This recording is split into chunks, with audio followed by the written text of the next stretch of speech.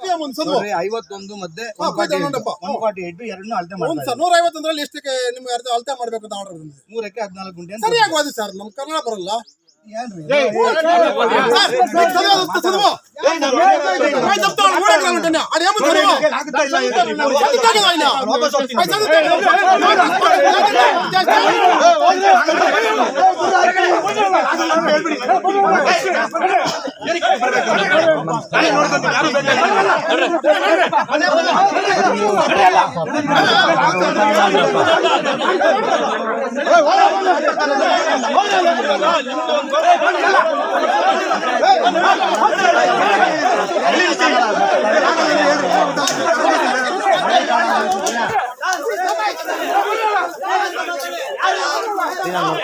save ಮಾಡು ಹುಷಾರು ಮತ್ತೆ